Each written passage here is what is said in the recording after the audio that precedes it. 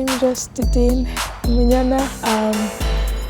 I work with different non-profits. I'm a storyteller, writer, a youth peace ambassador for Aegis Trust, and global mentor for peace at Serve to Unite. Refresh the people memories of the Hutu and the Tutus.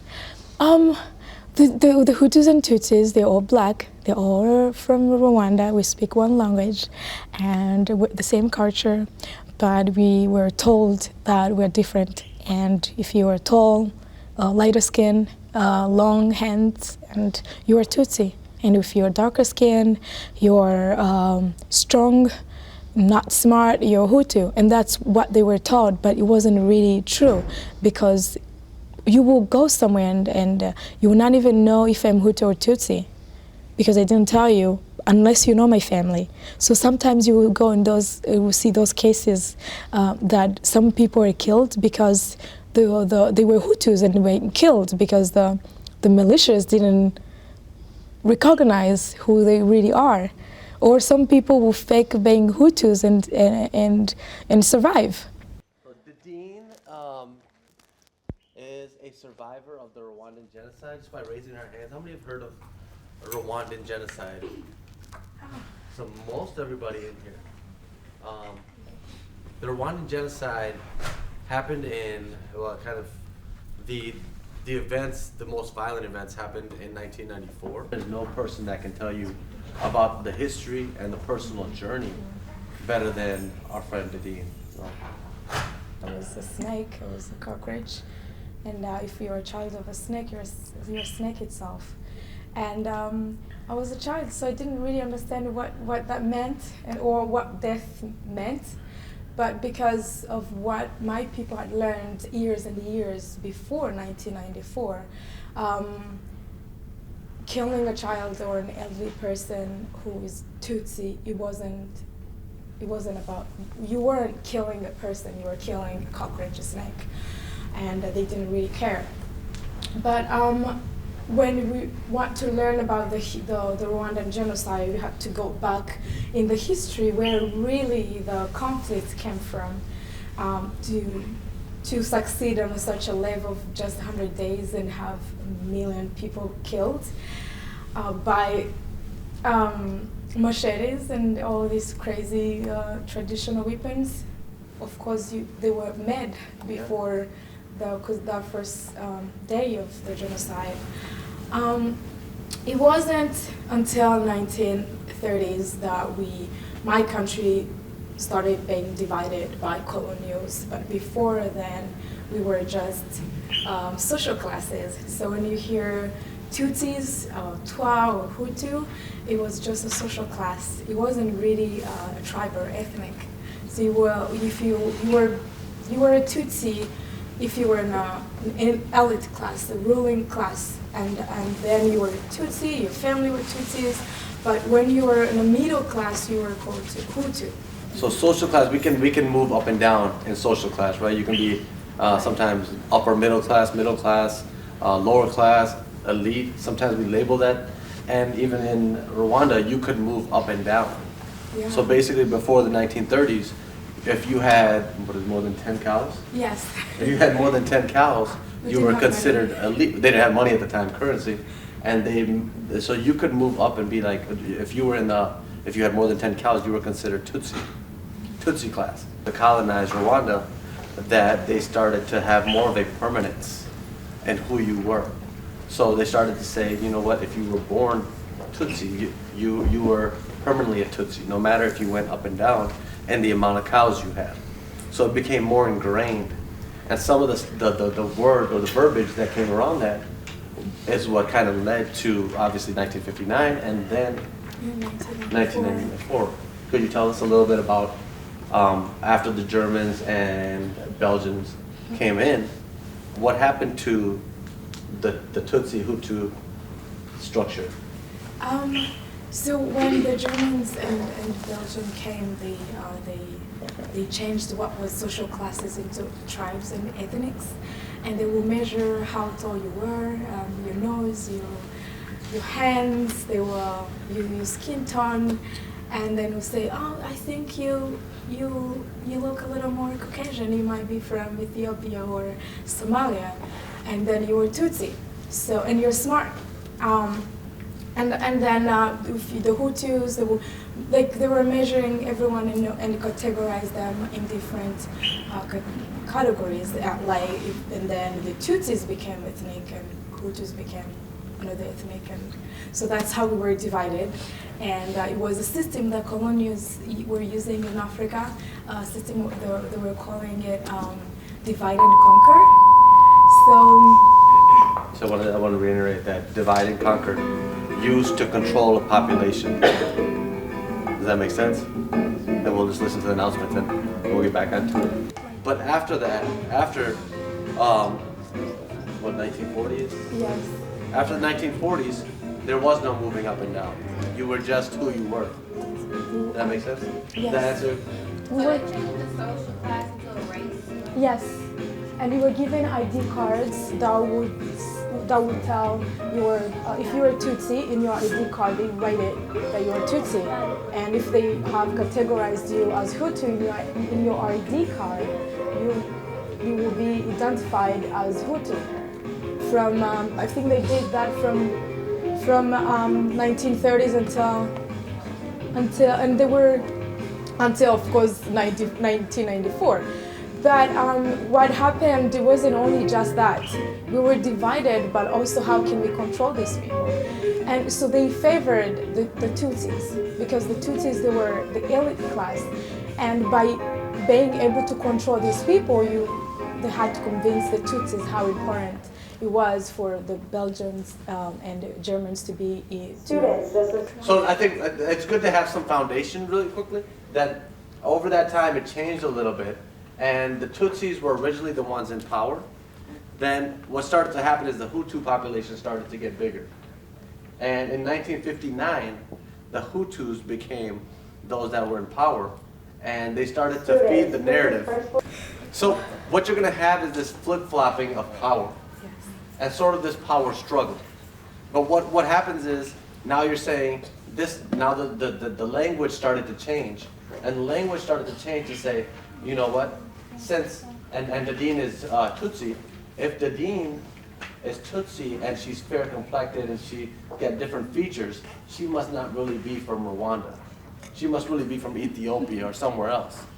So she's in Rwanda, she has power in Rwanda, meaning that it wasn't really her land to have power.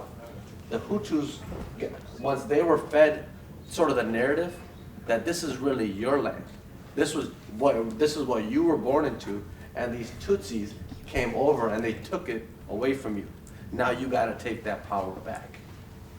This was a narrative happening. So by 1994, 59. Oh, 59, the power shift changed.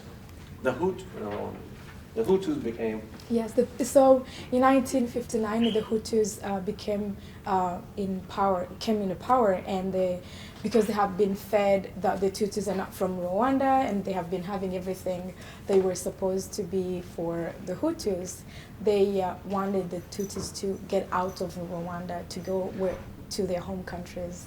And they killed and burned a lot of houses in 1959, and a lot of Tutsis fled to neighboring countries like Congo, Burundi, Uganda, and Tanzania. And that was going on, the hatred and divisionism was going on for 3 decades, from 1959 until 1994. So there were so many civil wars, like in 68, 72. The Tutsis that stayed in Rwanda were living in fear, and they were name called, and they knew that the Hutus hates them, and there were a small number of people anyway, because the other Tutsis were in neighboring countries. So that's the Hutus who were born from 59 to 94, the only thing they learned was hate. And do we know where, when, how this narrative that the Tutsis were invaders and didn't deserve to be there, like where did that come from? When the colonials came, it was the same time there were World War I that was going on, and the Holocaust was going on in Europe. So the only thing that really the colonials knew or they learned from their home countries was these ethnics and tribes. It's the only thing they knew, and I don't think they could have gave us what they didn't have. and then the system they used by dividing Rwandans, it was the same system they used by dividing Germans. Really, if you go in Rwanda, you can't tell unless you're Rwandan who is Tutsi, who is Hutu. We're all black, we're all Rwandans, we speak one language, and the country is very, very small, that we are only 12 million people. But it's the only thing they knew, and they used the same system that was in Europe, and we learned from that, and we ended up on genocide, though the colonials weren't there anymore, but it was one of the consequences that of the colonial era. Yeah. Thank you.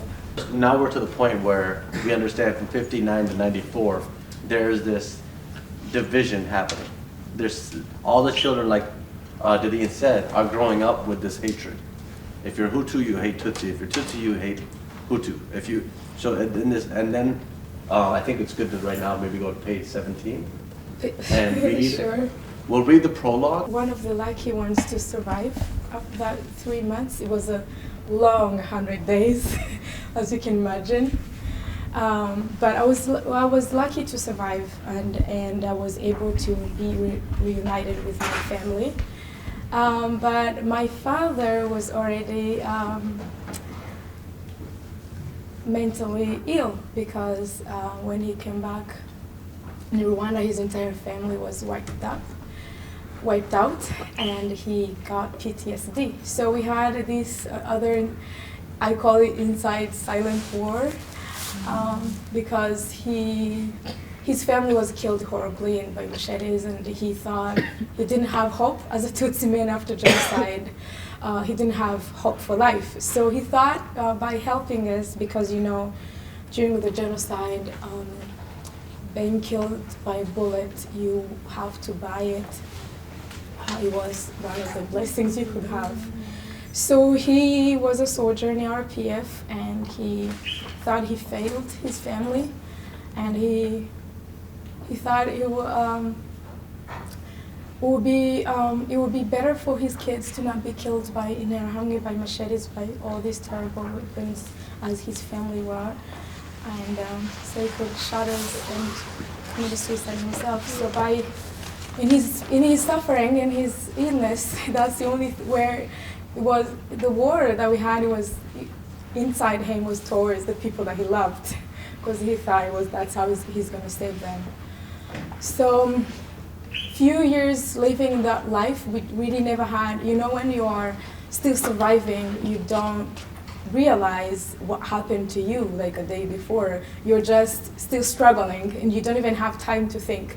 So I grew up having nightmares, and because I was a kid during the genocide and I didn't remember well what happened to me, it always came in nightmares. And I remember my mom used always to come at night, because I used to have nightmares and scream and think everyone is already dead, because I would see the people I saw during genocide as the faces of the people I lived with. And she will have to come and bring everyone and show me that they're still alive. And later on, she decided to take me back to this very first day of their genocide, so she could understand what happened to me and how she can help me. Because she thought, okay, I may end up like my dad. So as a child, you were having trouble being able to make sense of a lot of this.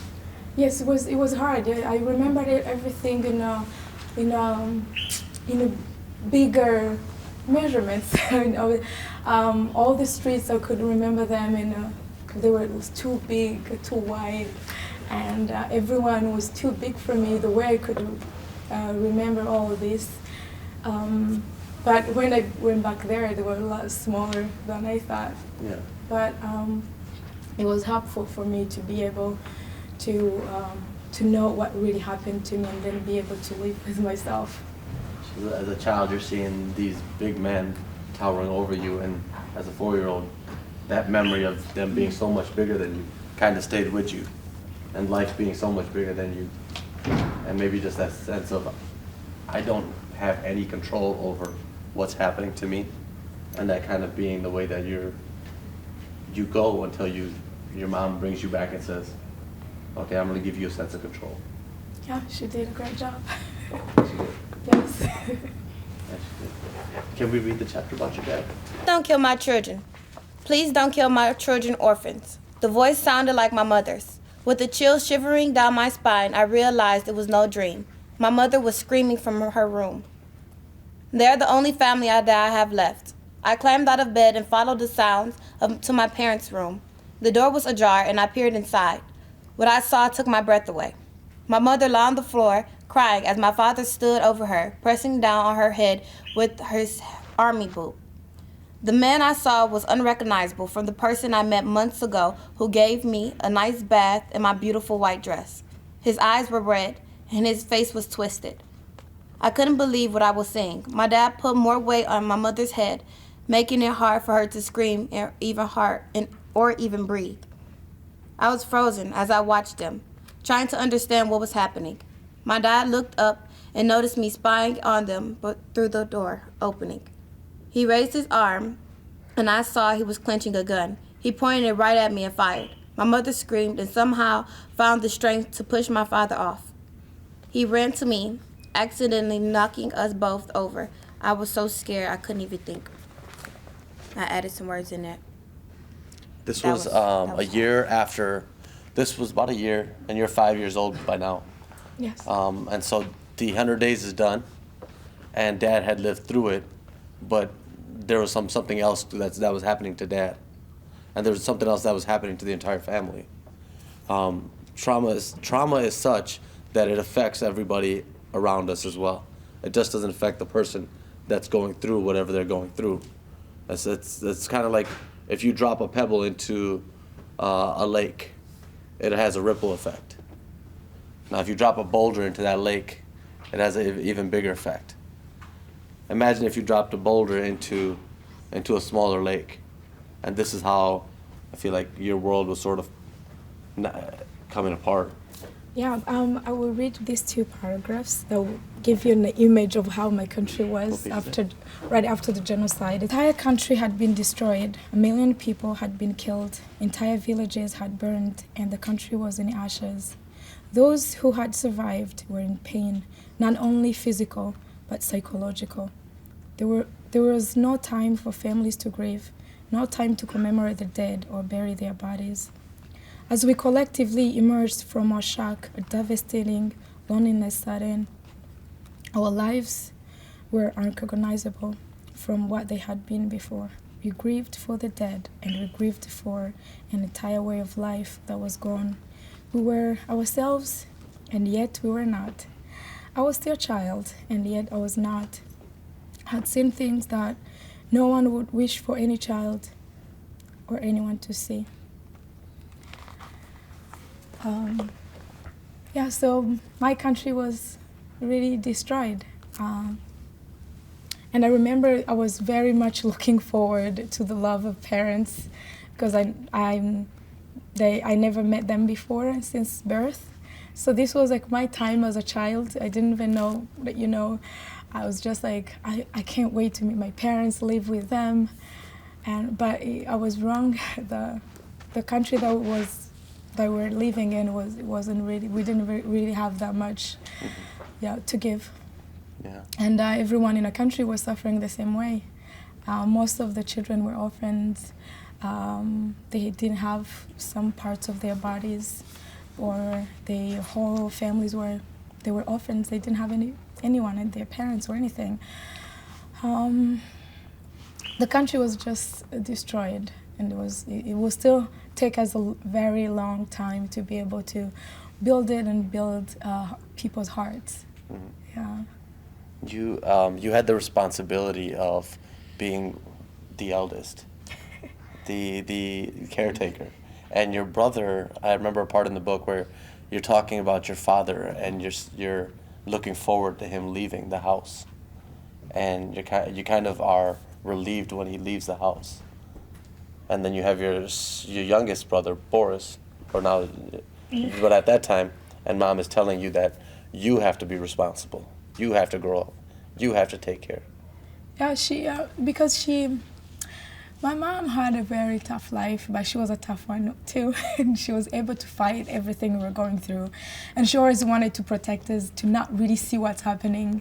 She always told us that, your father is going to be okay. He's just not doing well now, but he's going to be fine. And also she felt like she had to be there for him because we were the only people that he has left. So I think she thought if we're not there, he will lose it. And when she was taking care of him, she thought I was the oldest and I could take care of my other siblings, and because she told me that since I was little, I grew up knowing that without me they yeah. Can you say that again? Without you, what? Without me, their life would be worse. So maybe I may be there to make it a little better. So in a way, even as young as you were, as young as a lot of you guys might be, some of you guys are taking care of your siblings, taking care of your family, taking care of responsibilities. As young as you were, that was a strength of, you can do this. Yeah, she gave it to me.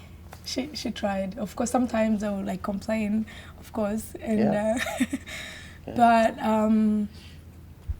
yeah, and I could see how she struggled, since she lived through this hatred even before the genocide. Women were marginalized terribly, especially when you were Tutsi. You couldn't go to school, and she lived through that. And she was so young. Right after genocide, she was in her late 20s. So I could see now when I look back, I can't imagine if I had 4 children now. I don't know what I would do with the 4 children. But the way she was strong, the way she would not give up on us and trying to find a way all the time, it made me want to help her. Want also to be there for her, and when she's not there, I will be there.